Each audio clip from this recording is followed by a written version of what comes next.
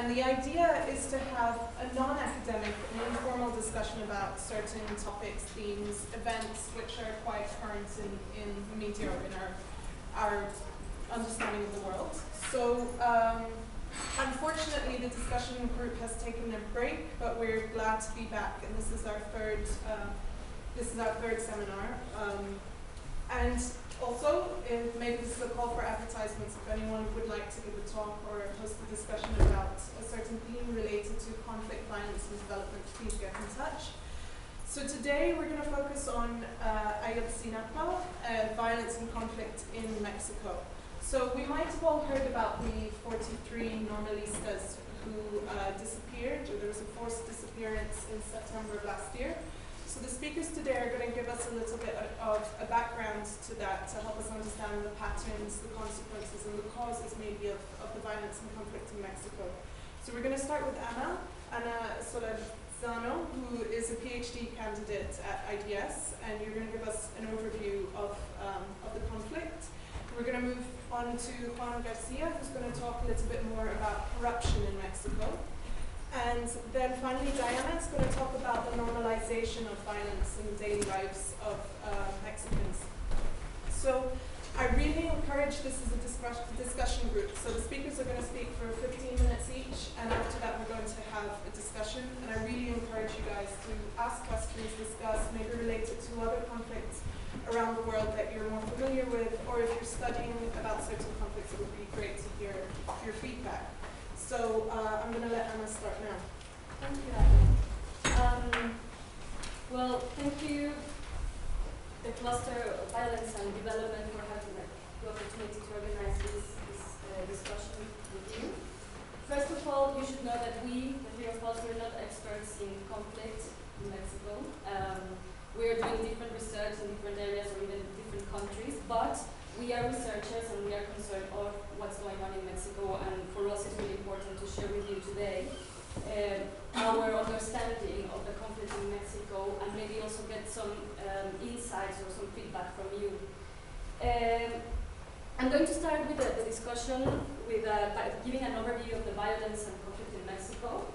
Firstly, I'm going to present like a brief 4-minute video that has an interview with one of the Ayotzinapa students that were that day, that was witnessed the violence that happened that day, the abduction. And then I will move forward to the presentation of the figures and numbers on the violence in Mexico. So,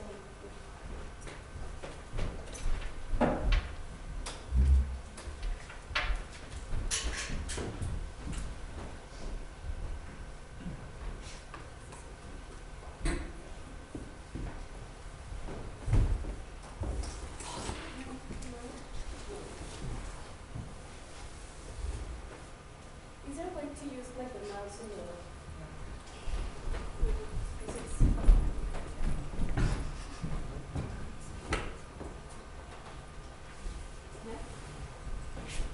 Teníamos tres opciones, la mayoría de los referentes las teníamos muy claras. La primera es irse al otro lado, Estados Unidos enojado, y la segunda es incluirse a la fila del narcotráfico, a convertirse en un sicario en el cual seguramente perderá la vida en menos de 2 años. Pero si no, nos fuimos para el norte y no nos metimos de sicario, nos fuimos a estudiar, ya sea una normal rural o alguna universidad, pero poco. On the night of September 26th, students from the Ayotzinapa Teachers Training College arrived by bus to the nearby town of Iguala Moreno. Like every year, they were traveling to raise funds for their school. Iguala Municipal Police stopped them, opened fire, killing 3, and detained another 43. The remaining disappeared. Iguala Mayor José Luis Abarca and his wife María de los Ángeles Pineda fled 2 days after the attack, accused of being the intellectual authors. Weeks after the event, the Guerrero State Governor Ángel Aguirre abandoned his seat, accused of corruption and complicity in Iguala. He decidido solicitar licencia al honorable Congreso del Estado. Y le preguntaron a los padres de familia qué haga el presidente de la República. ¿Usted qué va a hacer como presidente de la República? ¿También va a pedir licencia? En vista de que no puede resolver este caso tan grave y que ha manchado la imagen de nuestro país a nivel internacional. The widespread social clamor to return alive to 43 Ayotzinapa students may be the last drop for a society that has suffered in the political corruption, systemic violence, and the repression of dissident voices for years. Un país entero que está indignado de tanta delincuencia, de tanta impunidad y corrupción y colusiones de intereses del gobierno mexicano e intereses de la delincuencia organizada. Yo he venido definiendo a esto como un Estado terrorista. Es decir, no solo que hay terrorismo de Estado, sino ya que las propias características de este régimen capitalista dependiente del comienzo del siglo XXI en México, sobre todo a partir del gobierno de Felipe Calderón, donde hubo una guerra que no fue una guerra de las drogas, sino que justamente fue una guerra para sembrar terror, un terror que llevara a una paralización de las grandes movilizaciones de masas.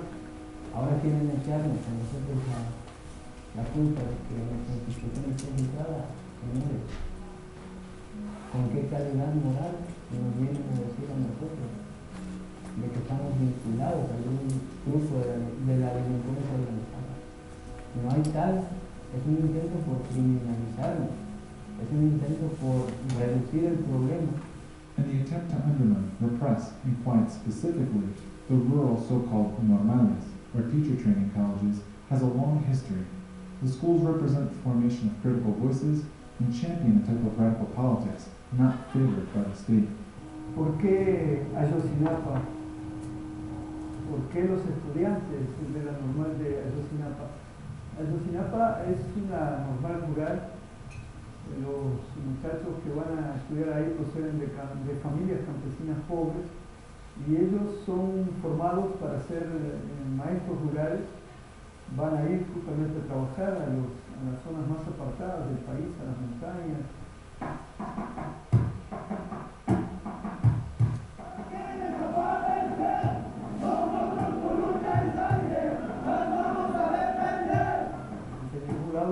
Tienen sus propias currículas, les enseñan cómo formarse como maestros, pero a su vez ellos tienen una formación política, ellos funcionan en círculos de estudios desde el primer año que entran, y a ellos les enseñan, practican el método marxista, leninista, análisis, el materialismo dialéctico. Si uno va a sus locales va a ver fotos de Marx, de Engels, de Che Guevara, de Lenin. Meanwhile, mass protests continue to grow as students demand justice, and the families and classmates of the 43 demand their presence. Pero no tenemos ninguna garantía de que después de este conflicto vamos a tener seguridad como estudiantes.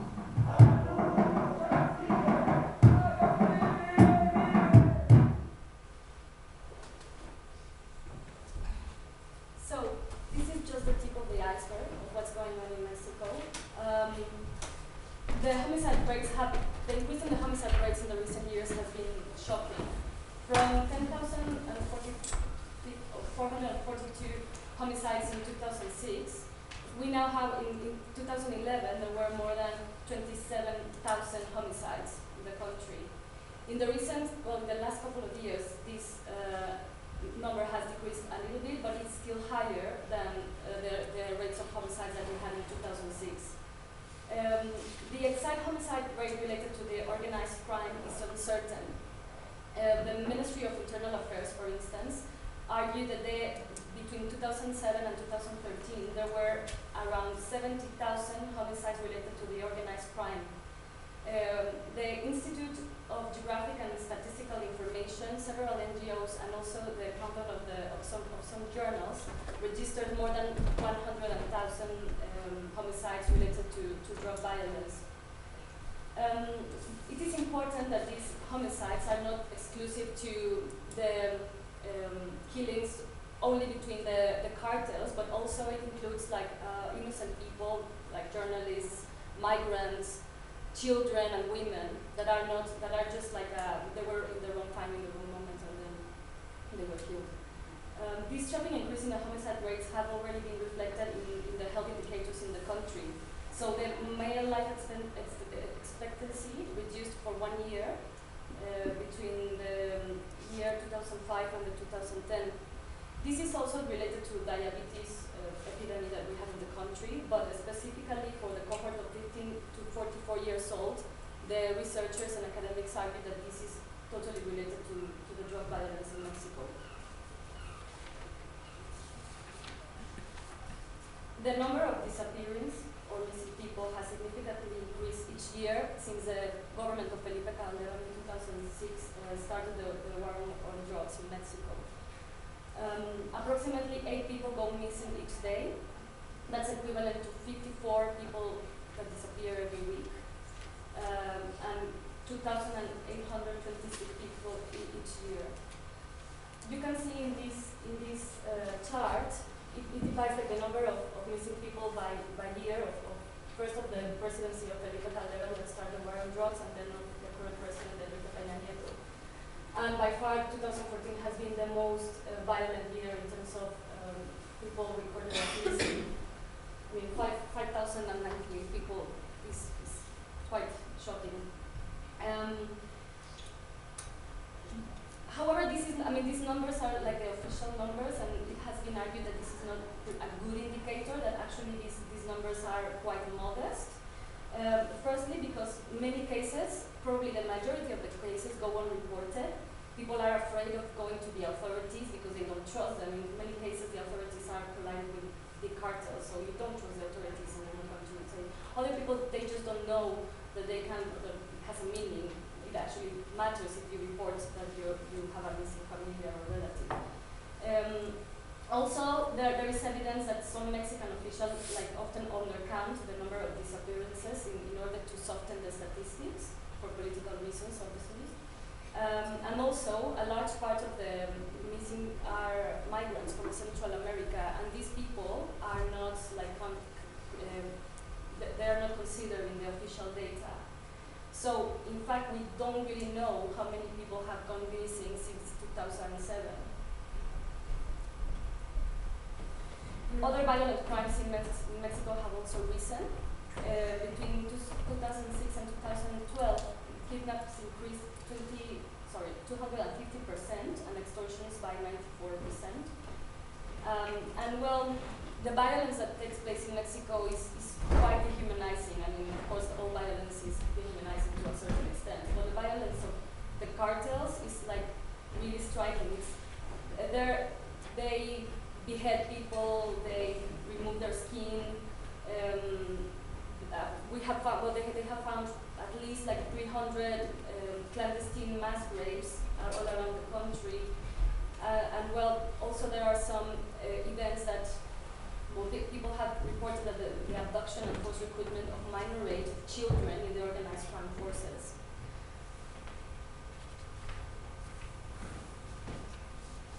And well, there is also the invisible victims. These people are also directly affected by the violence, not because they suffer the violence, but one, a first-degree relative, suffered a crime. But of course, about these invisible victims, and a think tank in Mexico called Mexico Evalúa estimated that more than 350,000 invisible victims were registered around 2007 and 2011.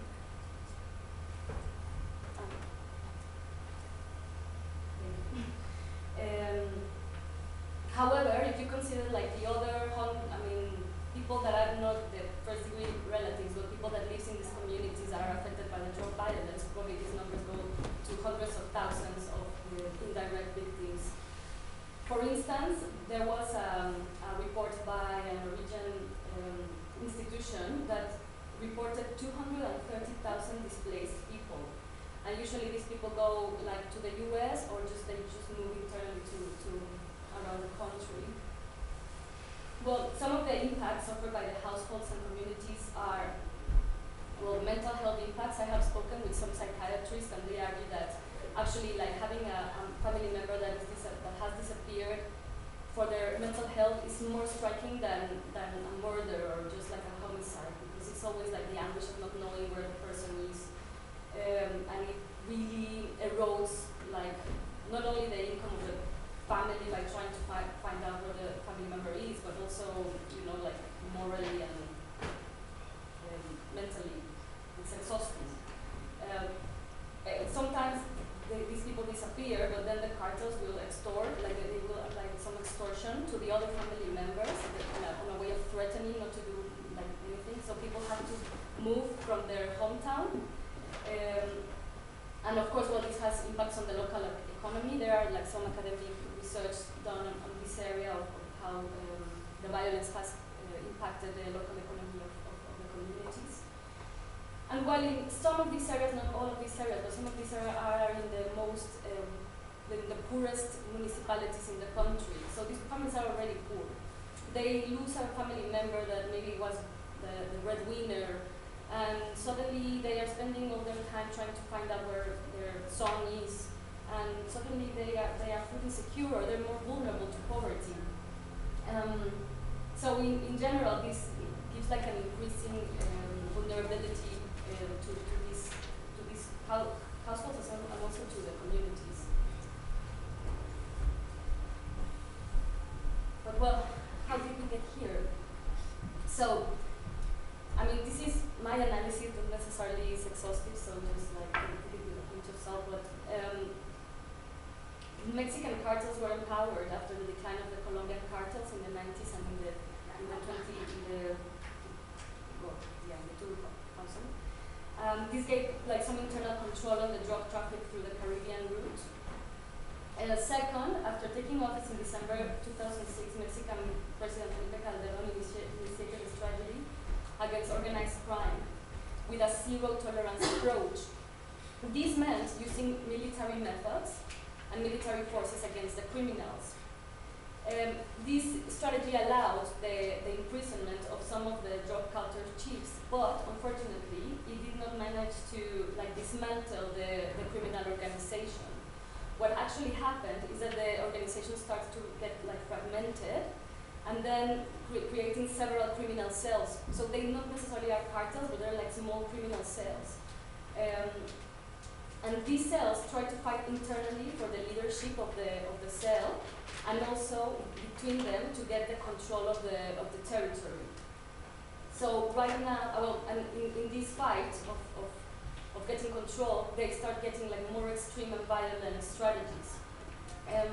So nowadays we have more than 43 criminal cells reported. I mean, probably there are more, but this is what we find. This is the state of Guerrero. And well, this is just an example where you find 6 different crime organizations working in that state.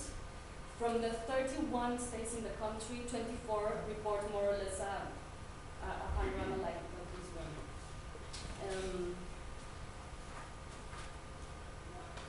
So, well, in Mexico there is also a weak institutional framework. We lack a democratic tradition. We managed to have like some democratic political transition in the year 2000, but we don't. Our institutions still like parallel the authoritarian regime.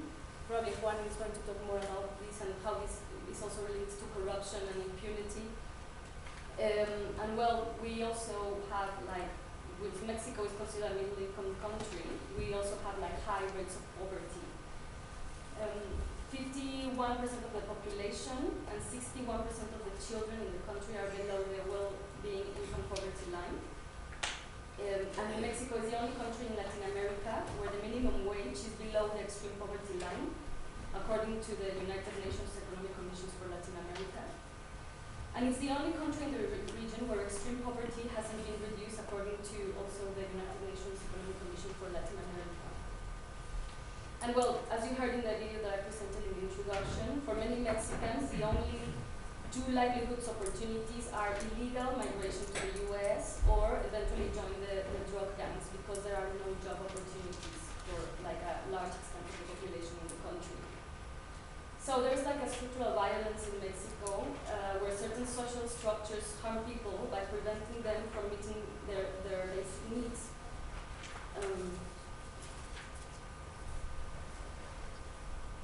So these are some questions that I have, because I'm not an expert in conflict, but I would really like to know if you consider that, like, after seeing these numbers and having this overview of the violence context in Mexico, would you consider that violence this violence in Mexico is an armed conflict? and also what type of international support for the victims and protection for the victims as well could be developed. And that would be all.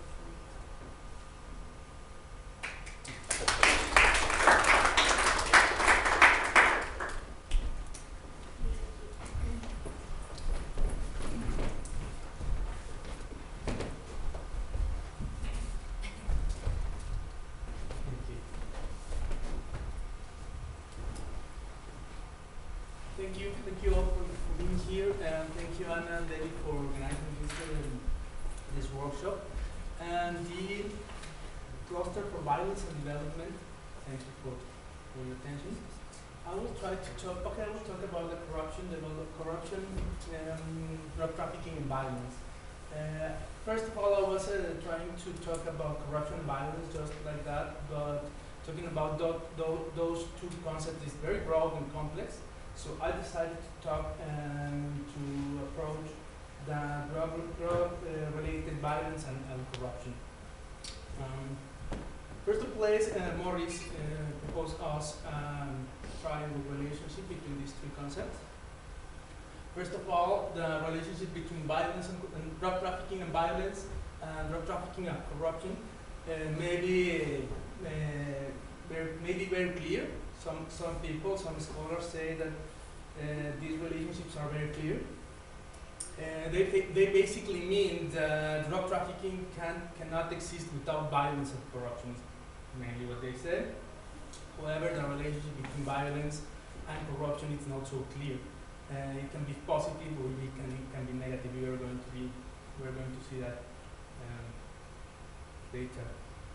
And the first association, drug trafficking and violence, some authors says that violence is intrinsic to drug trafficking, because drug trafficking organizations lack of the legal access to enforcement and to protect their business. So they use violence as an option to protect their business. There are different directions of violence. The state violence against the drug trafficking groups, which is considered when they drug trafficking uses violence to protect their business against the state use violence against the drug trafficking organizations is what we call law enforcement. The drug trafficking organization uses violence against the state officials, it's confrontation. The other one is intra and inter violence in the groups. It's in the groups and between them. It's the competition, and the drug trafficking organization violence against society, which is what Anna was talking about. However, there are opposite ideas regarding these ideas, because violence is costly for business, so it's not the preferred option for the drug trafficking organizations. And the history in Mexico and in other countries says that suggests that drug trafficking can coexist, can live without violence, and drug trafficking can survive with a relative peace. That's what happened in previous years in Mexico. The other relationships, drug trafficking and corruption, it seems so clear as well. Doing business in Mexico, you require, or people doing this illegal business require to corrupt people or to exercise violence. But principally, in this time we're talking about corruption. The directions of causality are as well different. Organized crime, paying bribes to state officials to control and to exercise their power with the support of the state officials. Some state official extorting organized crime is the difference. The first one is bribing. The drug trafficking organization are bribing. And the second one, the state officials are extorting these drug trafficking organizations. And a third option of this corruption and violence is the participation of some state officials in the drug trafficking organizations, and on the other side, the drug trafficking of drug traffickers participating in the state institutions. Is that the three directions?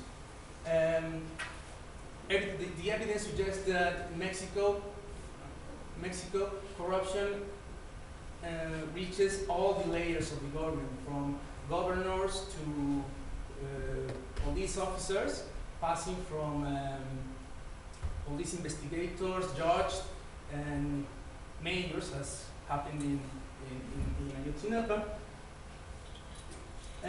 Examples, we have a lot of examples. I just listed some of them. The high-ranking officer is Mario Villanueva Madrid. Is the higher officer accused or convicted because of ties with the drug trafficking organizations. He was the governor of Quintana Roo. This was in 1999.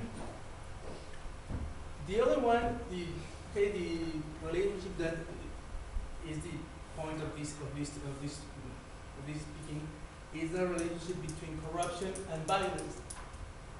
I told you that this relationship is not so clear because some scholars says that this relationship is so clear that it's positive, and some others says that it's negative. It's positive in the aggregate level because some countries with high levels of corruption suffer high level of political instability and violence as well. However, another indirect relationship saying that corruption and violence are provoked by the institutional weakness. So these are the two positive relationships. However, an inverse relationship says that violence and corruption are opposite strategies, totally opposite strategies, principally on the business point of view. It's cheaper to pay bribes or to corrupt officials than to exercise violence against the state, against other groups. So violence remains low when the corruption networks are established, and with these corruption networks, the peace remains in the country. It's historic in Mexico. During the government of the PRI, it was from 1929 to 1982. The peace in Mexico was a peaceful country, but drug trafficking is nothing new. It began in the 30s, just after the World War I. But the coexistence of this drug trafficking and corruption is drug trafficking and lack of violence is indisputable. This gives us the idea to think about that the patterns of corruption has changed since the last century. There are different causes: the economical, political, social transformations in the country. For example, talking about economical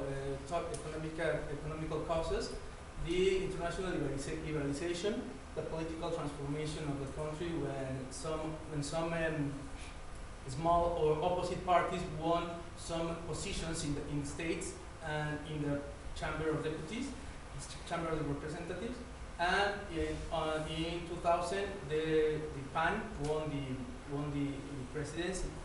So as well in the 90s, the formation of the transnational anti-corruption movement was something important that changed the patterns of corruption in the country. Okay, this is the change in the patterns. However, we can see how the national homicide rates in some selected countries. We can see that the violence in Mexico is not measured by these homicide rates. it's not the biggest one in the region, because we see, for example, Honduras and Brazil, and Venezuela are really high. Certainly, the homicide rate has grown in the last years, but we have something interesting. This is the Transparency International Corruption Perception Index, and corruption has remained, if not the same, it's stable. It's stable. I'm adding some numbers in the bottom, because sometimes the media says that Mexico fall down from the rank number 31 until number 103. Yes, it's true. But in 1995 there were just 49 countries. So, and sorry? From 10th from the bottom to the 70th from the bottom, if you really liked the opposite one. Something like that. So the corruption in Mexico is not, according to this international perception, hasn't grown. Okay, so and the relationship is not so direct. But we are trying to unpack the dilemma of corruption and violence in Mexico. We can say that these economical and political changes change as well the patterns in corruption. Why? Because when, for example, the NAFTA facilitated trade in Mexico, different cells and different groups started to practice this drug trafficking. So there was the same thing that was mentioned by Anna. There were more groups, but there were more people to corrupt, because some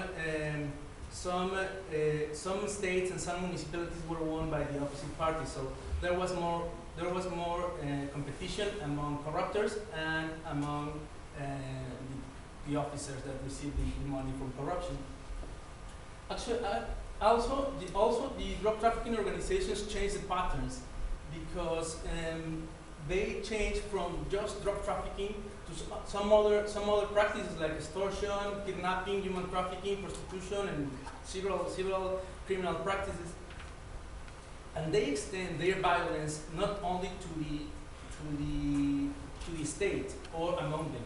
They extended the violence to the society. So they were needing a corruption network, but they were trying to protect their business using violence. The strengthening of law enforcement that began in 2006, it has an interesting effect in the relationship corruption and violence, because many of the policemen, almost 3,200 policemen were dismissed from the police forces because of lack of trust and because they don't pass the trust exams. But these policemen and these people that were part of the military services, they were trained. They were already trained, and they go into the drug trafficking organization. So they were an ideal tool to promote violence. But I have to talk as well about corruption and impunity, because some of us, we always think that impunity and corruption are the biggest problems of Mexico, and the impunity is caused by corruption. But actually, we can say that because 90%, mostly 91% of the crimes are not denounced. We have to say that 99% of the crimes committed in Mexico are not punished, but 91% of that crimes are not denounced. So basically, corruption is not the cause of impunity. So we can say that corruption is the only element in this relationship.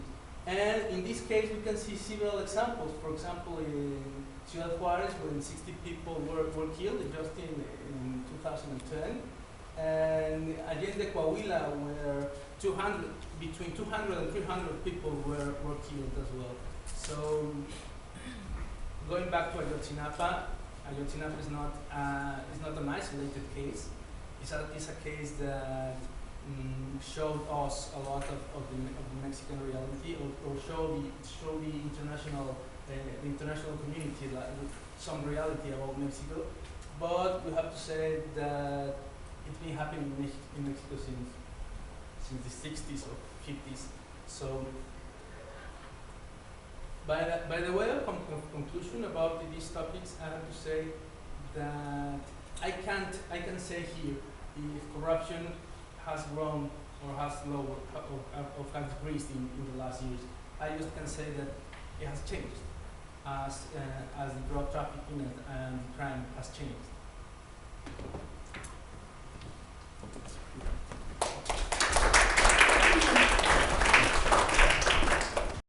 Also to IDS and Anna for inviting us. In this paper, I will not deal directly with the Ayotzinapa case of these 43 students who were abducted by local police in Iguala, 42 of whom remain unaccounted for, and the case which actually moved a lot of civil society in Mexico to protest.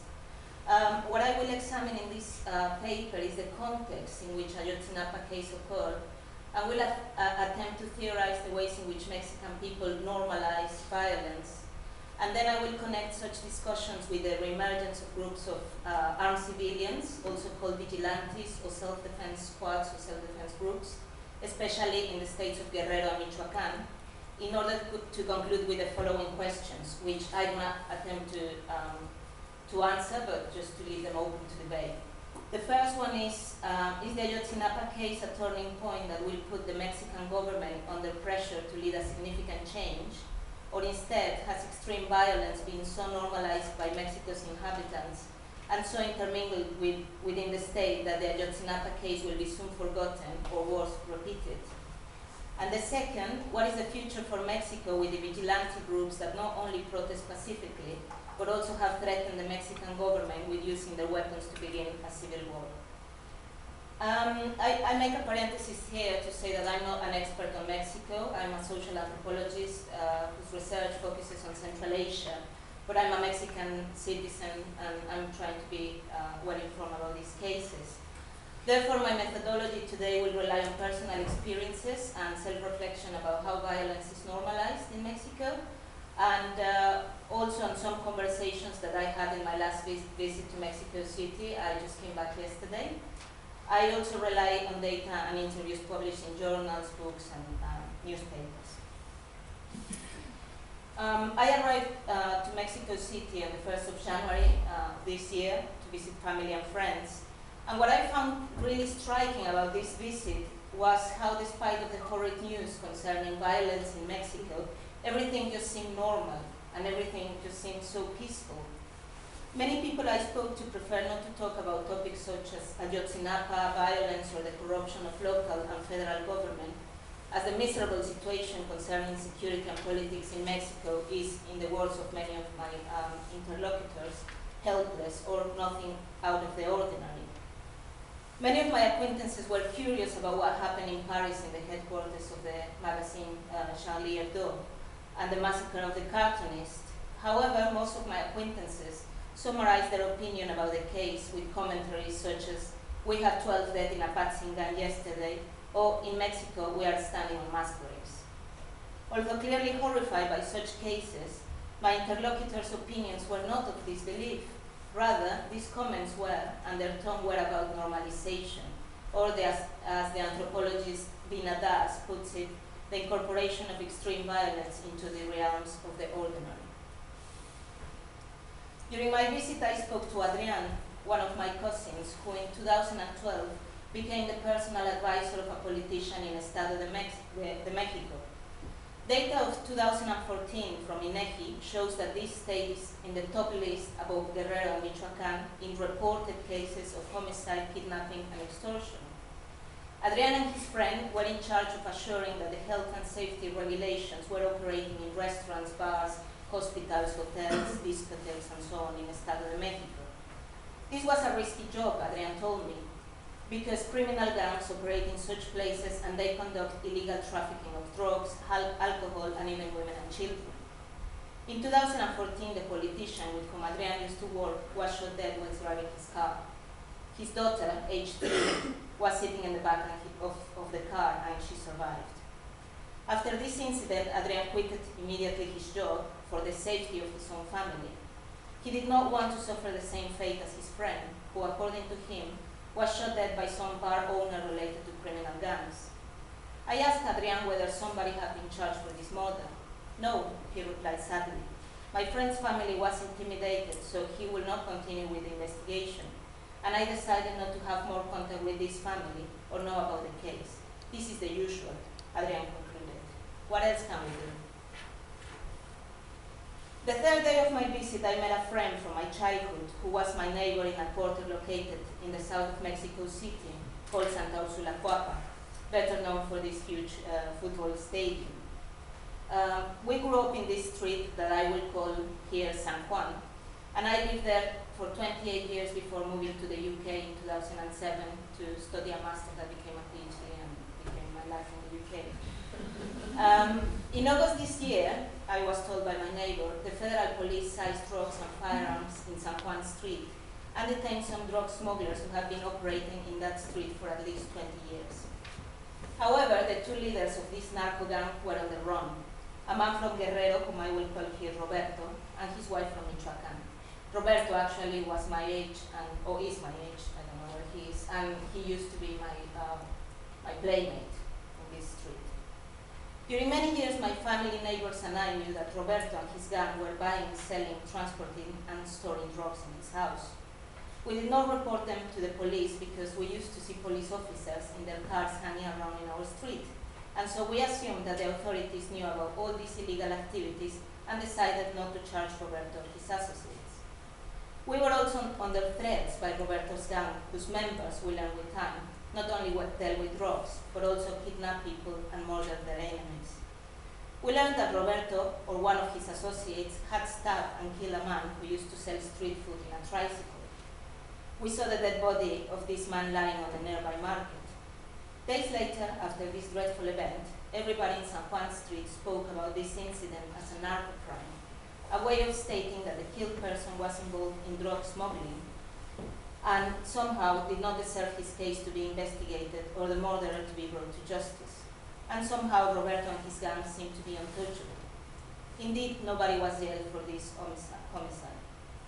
Some neighbors, and at some point even my parents, contacted police officers to report the increasingly violent activities of Roberto's gang, but nobody came to investigate.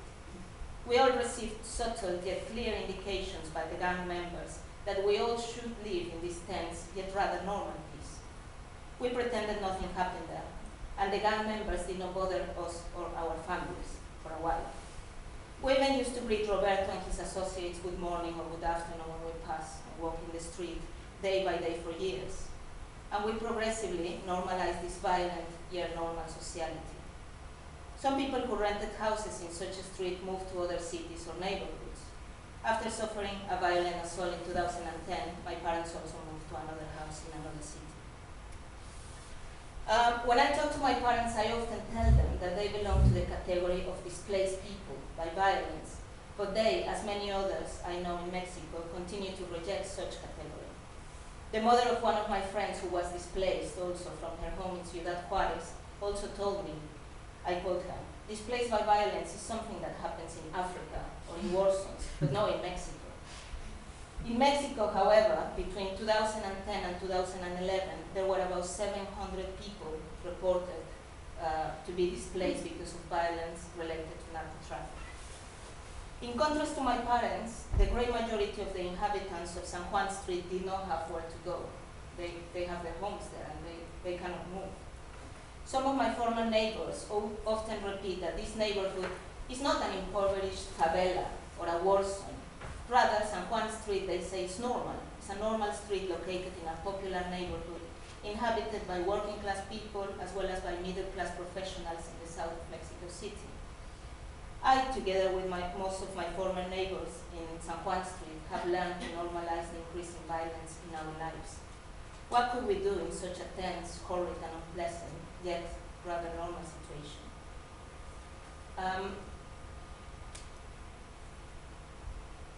In her study of the affective dimensions of everyday life, Kathleen Stewart suggests that everyday life consists of complex rhythms of flow and arrest.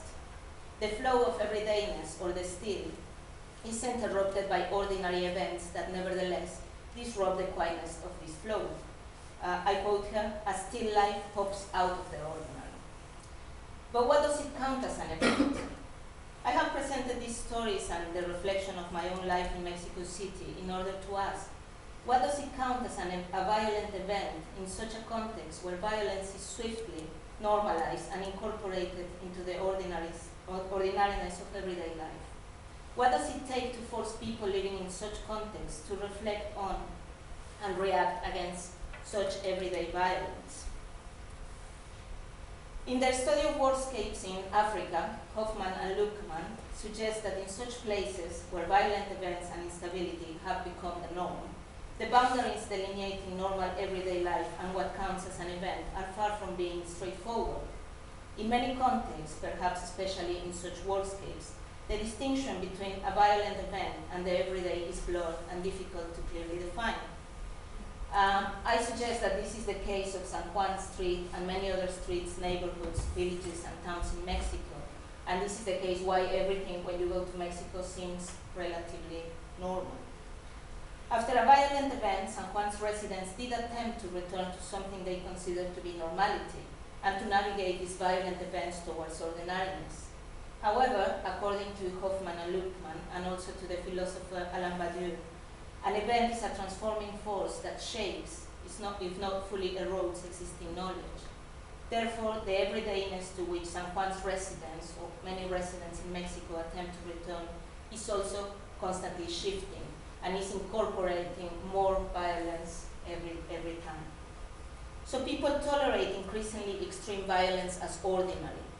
If years ago Mexicans tended to get scared and shot by knife brands, now many do not react by reports of 35 bodies, some of them beheaded, dumped in front of a shopping center in broad daylight, as for example it occurred in Veracruz in 2011, and many other cases. So building on anthropological approaches to the study of the events' relationships to the everyday, I'm concerned with the ways in which ordinary life is crafted out of violent events and the extent to which the texture of the ordinary in such circumstances also exhibits a changing quality. How are these processes accounted for in contexts where a violent event is not a singular event, but instead is conceived, in Vic's words, as, I quote him, an ongoing experience, a result of slow processes of deterioration, erosion, and negative change? I have asked what constitutes an event of extreme violence in this context and how it incorporates to everyday life. Whilst most of Mexico's inhabitants, like the residents of San Juan Street or my cousin Adrian, sorrowfully accept the violent acts occurring in their everyday lives without conceding that they can do something to change the situation, there are states in Mexico where groups of vigilantes, also called groups of self-defense or community police, have increased their presence in the last 2 years. What does it take for civilians to take arms or weapons and become groups of vigilantes? There are complicated political games concerning vigilantes. The reemergence of these illegal and legal groups of vigilantes is suspected to be funded or supported by parties in the opposition. However, I will not focus on this kind of political strategies or accusations. Rather, I will explore very briefly context of violence and extortion that vigilantes cite as the reasons why they have joined such armed groups. It is important to say that these groups of vigilantes in Mexico have their historical antecedents in the Defense Rural Corps that appeared in 1861 after the Reform War in Mexico, and at that time depended on the Interior Ministry. Currently, the legalized groups of vigilantes are controlled by Sedena, or the National Defense Ministry, so not all of them are illegal. And they have a law, which is the regulation of the self-defense groups. The National Defense Ministry and the Federal Police are the institutions in charge of training, giving weapons to, and supporting the legal groups of vigilantes. These armed civilians have been engaging in bloody battles with drug cartels for years. Although many obtain weapons from the army, it is well known that they also take illegal weapons from the gangs they kill. Today in Mexico, there are 13 million of illegal firearms circulating. According to the Article 15 of this law on vigilantes, the highest responsibility concerning the activities of these groups is Mexico's president. The law also stipulates the kind of hierarchical structure that the legal groups of vigilantes must have. Their commanders ultimately must obey the national army. Now I will analyze briefly these vigilante groups in Guerrero. Why Guerrero? Guerrero produces 60% of all poppies harvested in Mexico. This state also has an important number of gold and silver mines. Actually, the most important gold mine in Latin America is in Guerrero, near Iguala, where the students disappeared. It is also the second poorest state in Mexico, just below Chiapas. And according to the Guerrero's Committee of Disappearances, between 2005 and 2013, 6,500 people have disappeared. So this demonstrates that the 43 students from Ayotzinapa constitute only a small fraction of this shocking number. But how does violence look like for those who attempt to live a normal, everyday life in Guerrero? According to a report published in a journal called Gato Pardo in 2014, in Chilpancingo, which is the capital of Guerrero State, each bar owner pays about 157 pounds every month to criminal gangs and drug cartels so he or she is not kidnapped, abducted, or murdered. These criminal gangs charge 2.5 pounds per pig slaughtered in Chilpancingo's slaughterhouse, and 9 cents per chicken sold in each shop, each butchery, and each market in the same city. Every taxi driver is forced to pay 1.2 pounds a day. In Iguala, where the students disappear, and a town that is also celebrated by its jewelry made in gold, a jewelry can pay up to 897 pounds a month, so he or she is not bothered by criminal gangs. So most groups of vigilantes in Guerrero and Michoacán say that they decided to organize themselves because of the inefficacy of the local and national government to protect them. In 2013, the National Committee of Human Rights in Mexico showed that there were groups of vigilantes operating in 46 of 81 districts of Guerrero State. And the largest groups are listed here. How successful are they? For example, in Olinala, Tixtlan, and Ayutla, from 1995 to 2013, the violence through extortion, kidnapping, and killing by cartels decreased by 90% because of the groups of vigilantes. So they seem to be quite successful. However, from 2013, the government of Enrique Peña Nieto has launched programs to legalize, control, or completely dismember specific groups of vigilantes. The leader of the Olinala Community Police, the vigilante Nestora Salgado, told a journalist in 2013 that she had been intimidated by the national government. Indeed, Nestora Salgado was jailed in August 2013 together with 40 of her vigilantes. She has been charged with kidnapping 6 people, although several human rights organizations and political analysts have pointed out that Nestora and other vigilantes are political prisoners, insofar as they were imprisoned mainly because of their accusations of corruption against government officials and military personnel. Now I will turn to some cases in Michoacán. Similarly to Nestora's case in Guerrero, human rights organizations describe the case of the ex-vigilante José Manuel Mireles as a political prisoner. Mireles, a Mexican medical doctor, was the leader of a self-defense group that fought against the Knight Templars cartel in the state of Michoacán. Although Mireles' group was legal, in June 2014, Mireles was arrested together with 45 of his followers and charged with violating Mexico's federal law of firearms and explosives. Mireles describes his motivation to participate in the armed self-defense groups as stemming from the abuse of the Knight Templars cartel, which against himself and his family. He himself was kidnapped together with 2 of his sisters. Mireles also said in an interview to journalist San Juana Martinez that the traumatic experience in his surgery in Tepalcatepec of treating numerous pregnant girls, victims of rape by members of the Knight Templars, the eldest of them 14 years old, was the beginning of his role as a social activist and leader of a group of vigilantes. Since many of these girls attended secondary school with Mireles' daughters, he began to organize meetings with other parents, and this is how Dr. Mireles began the autodefense movement in February 2013.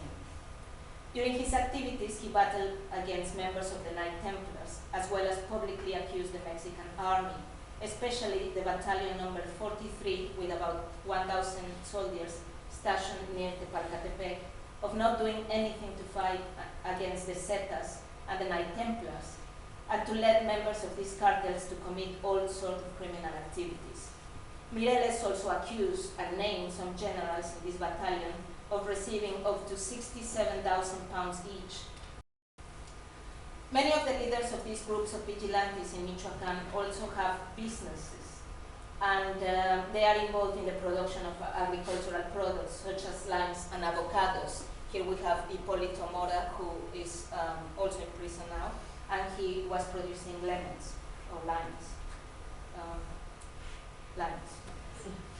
One of the criticisms against these men is that they organize self-defense squads which do not aim to achieve justice and security for all, but most importantly for the leaders themselves so they can conduct their businesses. For example, Michoacán is the #1 producer of avocado in the world. The avocados that arrive to the UK, many of them are from Mexico. This state, Michoacán, concentrates 80% of avocado production in Mexico. According to the researcher Ruth Esquinca, in 2013, the Knight Templars cartel had control of every single inch in which avocado was produced. The Knight Templars obtained maps, names, and numbers of all avocado producers in Michoacán from corrupted officials in the Federal Ministry of Agriculture, Zagarpa. The avocado producers pay Zagarpa about 140 pounds every year per orchard in order to obtain the necessary permits and quality certificates to export avocado, especially to USA, Europe, and Japan. In addition, the Knight Templars charge these producers between 20 and 40 pounds per cultivated hectare each year. The Knight Templars also charge 10 cents per kilo of avocado produced. Besides, the cartel charge between 10 and 30 cents per kilo of avocado packed in factories for the fruit to be traded. This is in addition to the money they obtain from drug trafficking and other activities involving the legal commerce, as well as illegal traffic of Michoacán's main minerals, such as gold, silver, copper, and iron, as well as wood. So Michoacán, together with Guerrero, are the states with more self-defense squadrons operating in their territory. In the last 6 months in Michoacán, there were community guards, groups of vigilantes or self-defense squads in 85 districts. So in Michoacán, approximately there are 25,000 armed civilians belonging to these groups. However, the groups of armed civilians continue increasing, and they do not only have been fighting drug cartels, but also battling against one another. In May 2014, Mexico's president, supported by the parliament, organized a committee for the security and integral development of Michoacán with the aim of detaining, disarming, and charging all armed civilians who are found operating illegally. And this is obviously not an easy task. So there have been a lot of clashes amongst vigilante groups and also vigilantes and the government. The groups of vigilantes, however, say that they did the dirty job of cleansing their villages and towns from criminal gangs, and that they even hand in cartel leaders to the federal police. Now, they complain, the federal government is incarcerating their leaders, such as Hipólito Mora, El Americano, Néstor Salgado, and Dr. Mireles, because they have also denounced the corruption, the Mexican government, and the national army, and their collusion with drug cartels. At the same time, the national government is proving itself to be inefficient in protecting its people. A commander of a self-defense squad told a journalist, Francisco Castellano, that the federal police continue their extortion against their groups of vigilantes. I quote him, "We will have a civil war." Meanwhile, many people in Guerrero and Michoacán complain that in order to enter their villages or to continue their daily lives, they have to subject themselves to the abuses and skirmishes in checkpoints controlled either by local police, the federal police, the army, the drug cartels, and also some heavily armed self-defense groups. And more often than not, in these skirmishes, there are battles, killings, and disappearances. Thank you.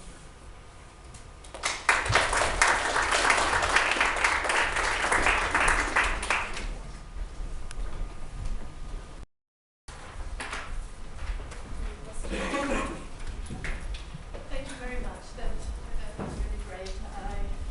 I don't know much about the Mexican conflict. I learned quite a lot, which is interesting.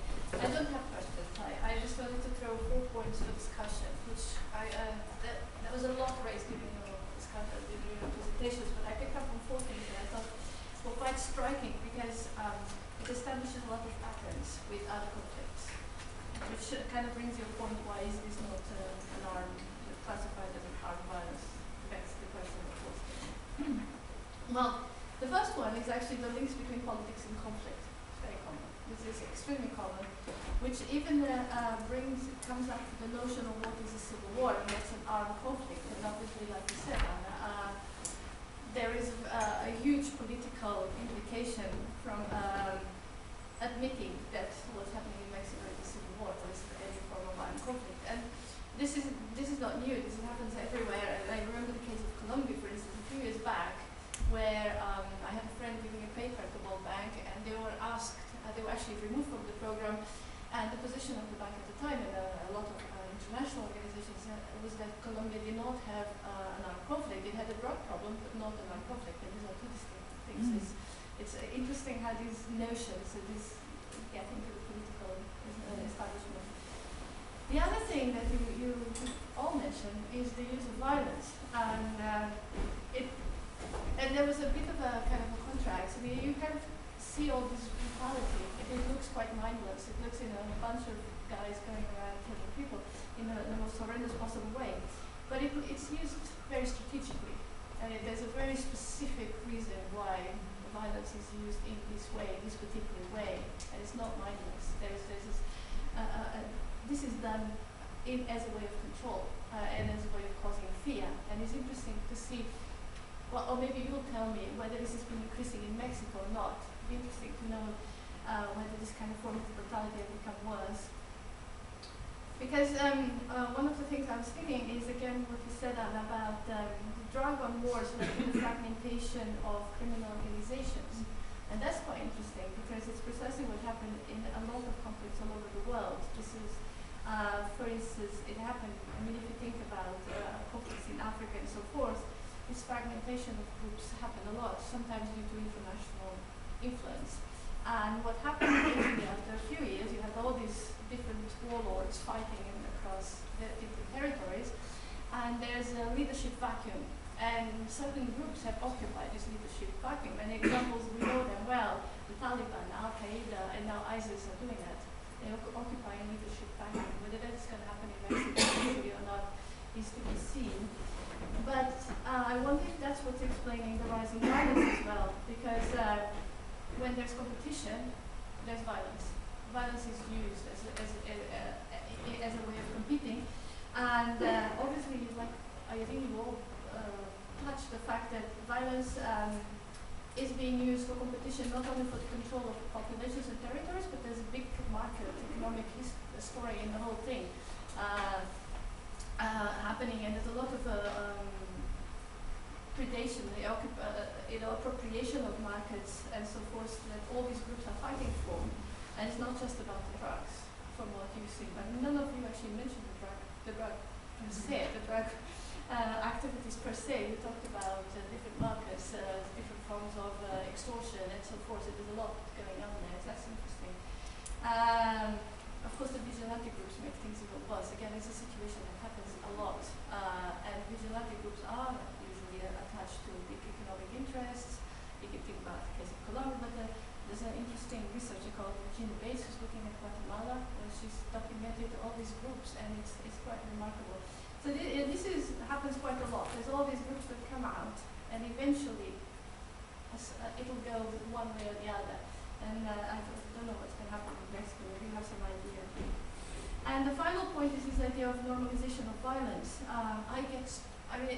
It's amazing. People adapt to violence. No matter what happens, people get on with their lives. And particularly those that, like you said, don't move. They have to stay. They don't have any alternative. And I wonder, often this happens out of fear. It looks like people just carry on their lives, but not quite. And one of the things that we eventually see is kind of a loss or a breakdown in social relations, in trust, in social cooperation. Slowly, it can happen really slowly. This kind of breakdown of social cohesion and how people trust their neighbors and their friends and so forth. And I was also wondering if this is what's going on in Mexico. I'll stop here, but it's just to throw into the debate. I don't have answers for anything.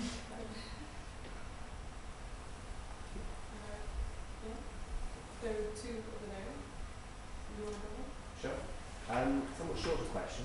Regarding the demobilisation of suspected disloyal police officers, do you think how should that have been handled, rather than just dismissing them? Should they have been imprisoned or?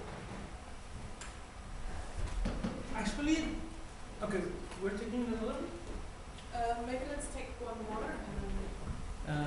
So you talked about how the government is supporting the criminal gangs because criminal gangs pay them, but ultimately it's a democracy, so people can remove the government and there could be a cleaner government or slightly cleaner government or completely cleaner. Why isn't it happening in?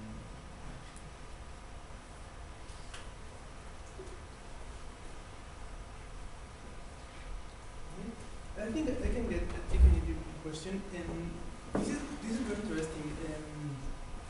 The budget in security in Mexico has increased in 1,000% since 1966 or more.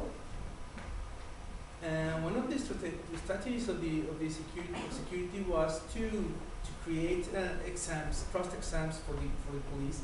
So when some of them doesn't pass the test, he is dismissed. However, the problem is that is to dismiss them just like that. They have to be investigated. They have to get all their information in case of that some further investigation reveals some guiltness about this guy. Because what is going on is that these people are just living in the police forces with contacts, with training, with access to weapons, and they are joining the drug trafficking organization. And 90% of the people that were arrested the last year, 90% of the people that were arrested the last year are former policemen or military people. So the problem is not just dismiss them; is to control this dismiss. Where are you going? What are you going to do after this job? And actually this is not new. It is established in Mexico. We call the national public security system. It's a very, very, very, very big system. However, It wasn't used. it's not used. It's not used, and this continue happening. So we have to focus on some part of this. This proposition is part of one of the students, the Mexican students in UK. We create something called the Propuesta MX proposal. That's what we do. That's what we did. And some of these proposals, what you were saying, it's part of the proposal. So I think it was published in different important magazines in Mexico. And according to the last meeting, one deputy or one guy from the chamber was going to put the proposal in the chamber of deputies, but okay, that's what they told us. I don't know. Okay. Regarding to the other. I think talking about police again. After what happened with these 43 students in Ayotzinapa, and because the president was in a tour in China and Australia, and people came out asking like where the students were, and also going to your question, also some of them asked the governors and the president to quit their jobs if they couldn't investigate this case.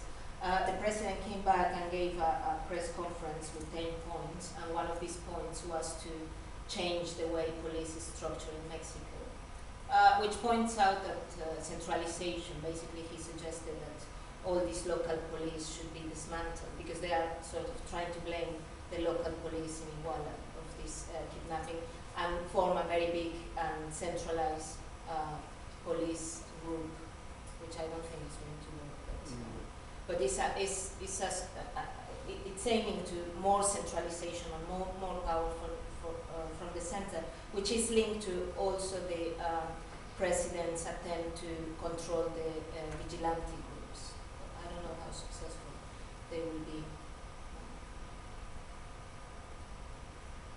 Well, about your question about like democracy and elections in Mexico, and why people are not doing anything about this democratic thing. I think there is like it's quite polarized, like the society right now.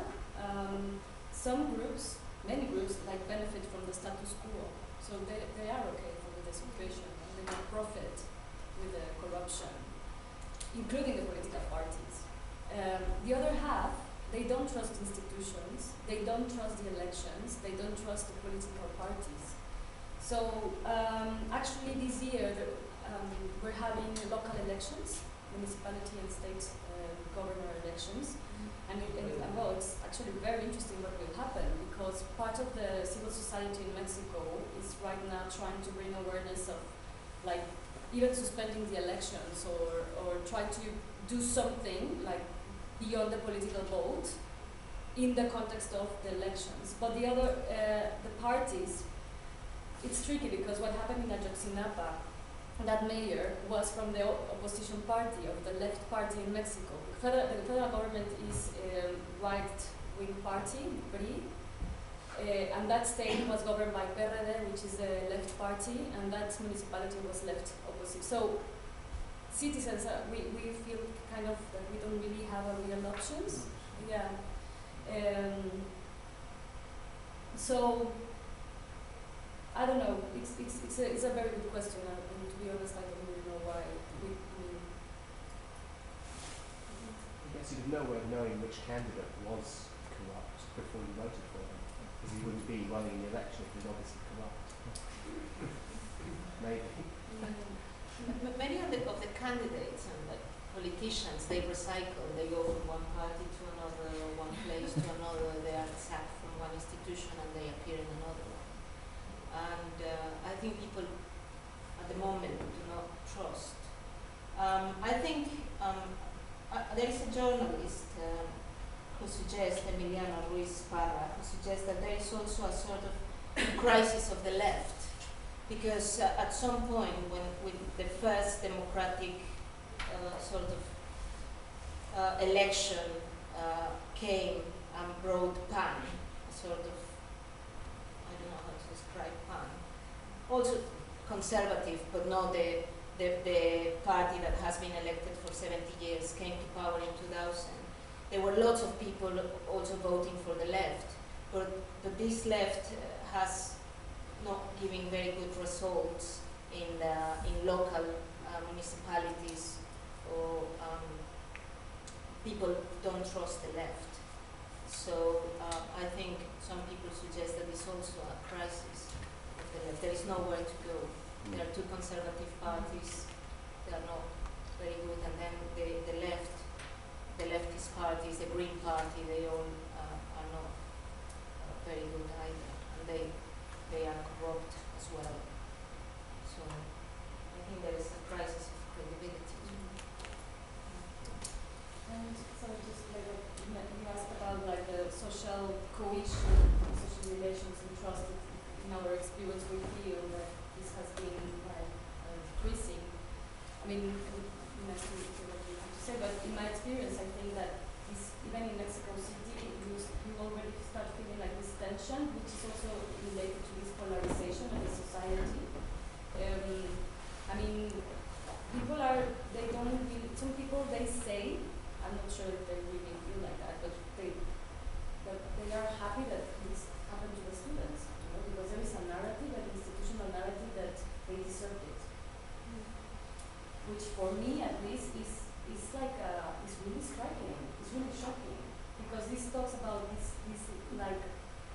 social cohesion and trust. Even in such a horrible situation, people are, we kind of lost like this care for the other. I'm not sure how to explain it. Yeah, I think that, as you said, violence is not mindless, and it has been used strategically, and it has been used mediatically too. So, why aren't these cases of violence reported or investigated? And the point is, as I try to show in this experience of self-reflection of San Juan Street, when they killed this man selling food in the street, there was a sense that it was not worth investigating. First, because the person was poor, was just a poor seller of tamales in a tricycle. Secondly, because he was hanging around with this Roberto's land, and probably there was some sort of problem between them. So he was a criminal, and people sometimes in Mexico say, well, if he's a criminal, why to waste our taxes to investigate it? And I think that the Mexican government has used this discourse to sort of present itself as, well, this is happening, people are being killed, but they were criminals. So it seems that criminals don't have any human rights, and they don't even have, they are criminals before they are investigated. And this happened, for example, to the son of Javier Sicilia, a poet who started a very big movement in 2011. This boy, young man, was 23 years old, was killed in a car with 6 of his friends. And before being investigated, many people already said, well, he must be connected to drugs before anything happened. Or like boys killed in discotheques or in a party. There is this sort of discourse of, well, they were criminals, so why to investigate? This, I think, is changing a little bit, but many people still think like, because they are also subjected to kidnappings or assaults in minibuses, and people just have this idea of, well, they are criminals, so no problem. And the other problem is that there is, Mexico has big problems with discrimination. Discrimination against indigenous and rural people, like Ayotzinapa. So many of these people who are saying, oh, well, they deserve it, because they don't have any connection whatsoever with villages or how people live in Guerrero, Michoacán. Myself, I don't know. I haven't been in a village in Guerrero, so I don't know how they live. I don't know. Many people deny that there is poverty in Mexico, especially in the big cities, because Mexico has grown with this project of the nation state, like modern, progressive. We all speak Spanish and we speak English, and there is a lot of like value to money and to pay private schools, pay private services. So we are disconnected completely with what is happening in the villages. And the so-called indigenous problem is still there and is seen every day through discrimination. Actually, the word Indio or indigenous is an insult. I mean, how ridiculous this is. And it's also a lot of class discrimination, a lot of race discrimination. So many people think, well, who are these students in Ayotzinapa? I mean, 43, they were Marxists, or they were sort of just doing rebellion, they don't know, they don't study, that's the other problem. They're not studying, they are like just hanging around in buses. What were they doing? Some people even ask, oh, didn't their parents know that they were in Iguala rather than in Ayotzinapa? Well, no, they probably, I mean, some of the parents don't even speak Spanish. So there is a complete disconnection of many Mexicos happening. And it's related to class, race, inequality.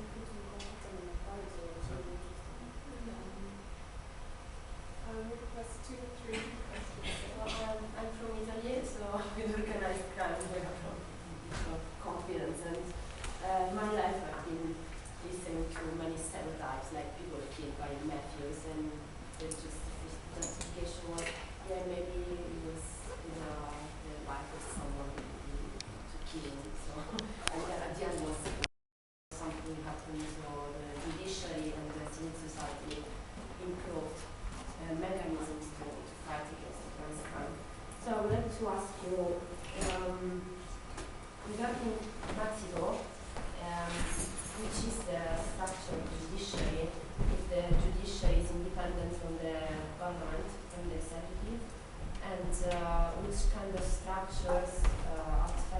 national level you have institutes or committees, if there is an apparatus that is dealing with this problem or not. So, and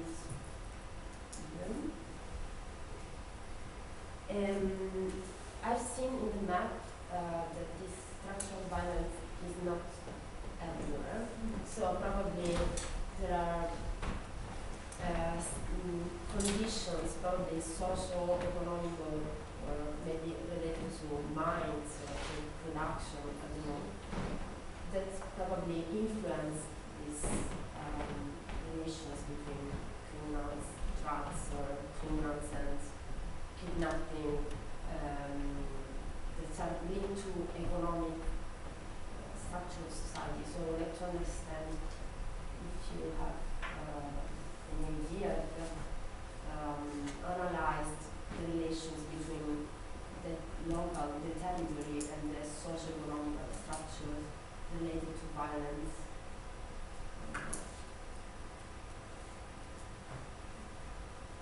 There's just two more. Yeah. I'm from Galicia, so we know also about narcos. My concern is I see the maps and I obviously in the maps you see like little bit of narcos now fighting each other. My concern is in the past there was more just big narcos because obviously they are in continuous. In Galicia we have a lot of, unfortunately, all the drugs from South America come from Galicia. We have narco cartels too. But the thing is the violence in Galicia is just between just between them. But as I understand in Mexico, it's unfortunately also to the civil people. But my concern is in the past, as I understand, because I have family, my family went to Venezuela, which is another thing. But if we talk about violence, whatever. The thing is, maybe in the past was more control, and now it's the violence against the civil people is worse because they are these tiny narcos trying to take a piece of cake. You know what I mean? I don't know. And also, another thing is how about Chiapas? Because I know a little bit of that, and I know the Zapatistas try to take a peaceful Chiapas against this narco thing. So I don't know if it's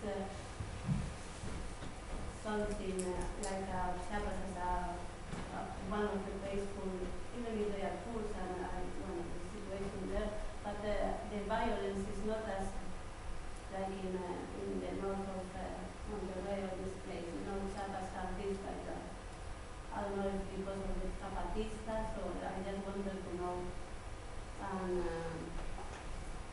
And just south of Europe we have also corruption, but the violence I think here is I don't know if it's European or whatever, but it's true. But it's more against they fight each other, but not because I come from a place where we have narcos every day. Narcos, but it's not even in the news. No one knows Galicia.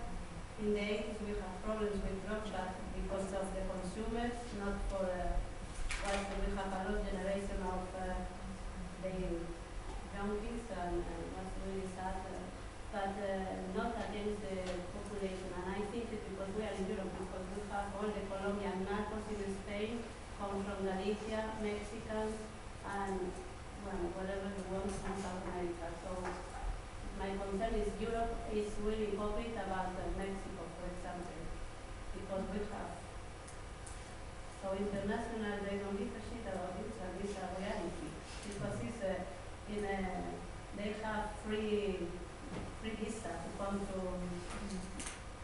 obviously governments in Europe, in Spain, it's just so. I don't know, maybe we can say something about that.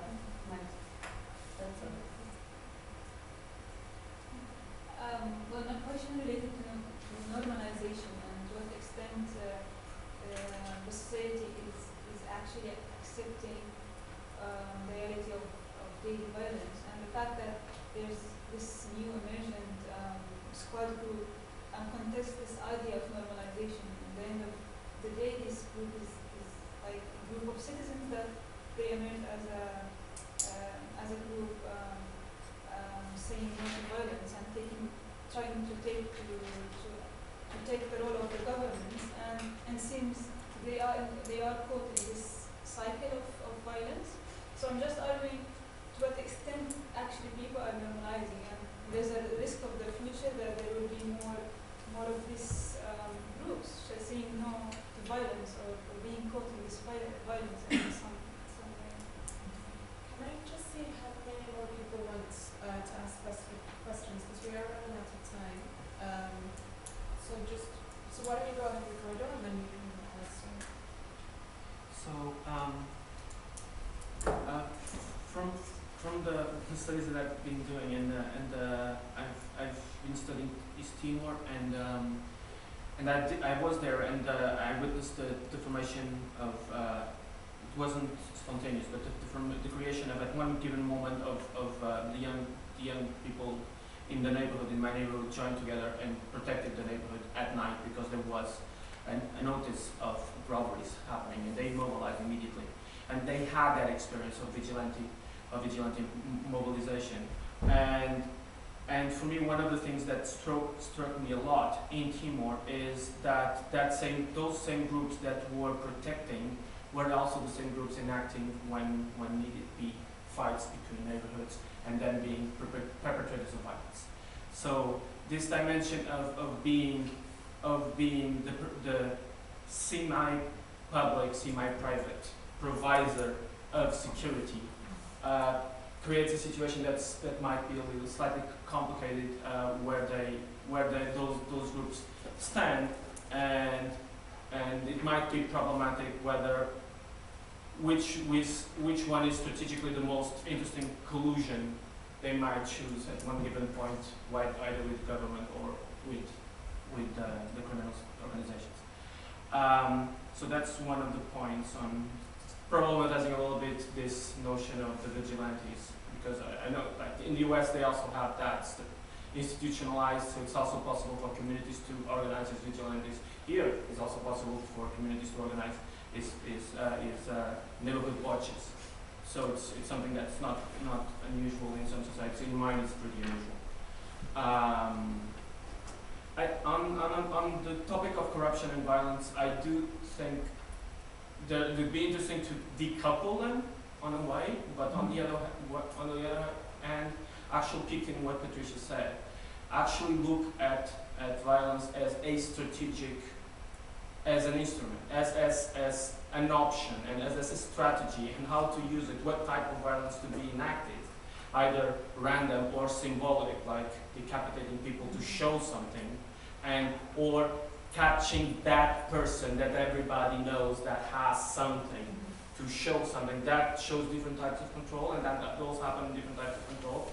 And it's not unusual to have much more violence when control reduces. So what Anna said of the breaking of the big groups into small groups, that generating a situation where then, but basically well, I'm an economist, I'll be saying, of course, more small groups means more competition. More competition in this case means more violence.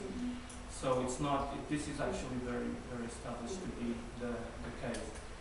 Then kind of a decoupling of corruption and violence, not like do they go together to go out. No, there are two strategies. There are two strategies. There are two strategies. Maybe opposite or? In particular situations, they might one that be preferable than the other, or in some situations they have to go together. They are available to a set of individuals that probably in civil society, let's call it like that, maybe cannot enact violence. Corruption is more common, even in civil society. And civil society can enact both of them strategically to pursue a particular purpose. And in this case of the drug economy, a particular purpose of getting more profits. Yeah, as much as I'm loving the discussion, I think we need to wrap up. I also wanted to add, sorry, what's your name? Ruba. To Ruba's question, how do you reconcile the normalization of violence, but also the emergence of these protests after the kidnapping of the students. What is so different about that case that has led to these huge protests?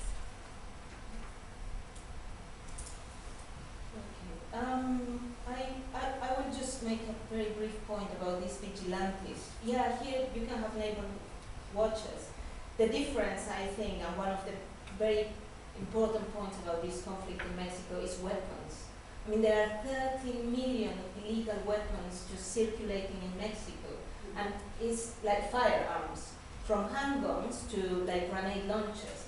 So you can have here vigilantes, but you don't have that type of weapon. So that's a very good, a very important point. Actually, yesterday, one of a journalist in Mexico demonstrated that some vigilantes have weapons, automatic weapons, very powerful ones, each one costing $11,000, plus the bullets or whatever they use. So we are talking about a big economy to have weapons. And actually, there have been some protests, especially in Germany in the last months, asking the German parliament to pass a law so Germany doesn't sell more weapons to Mexico. And I think the Green Party is going to bring a proposal to the parliament to ban Germany selling weapons to Mexico. But who are they selling them to? To the Mexican government. But because we have this sort of struggles between vigilantes and between the federal police, and they get to draw guns, and then they just like size weapons from one another. And also there is a lot of illegal weapons being brought from America, from the USA.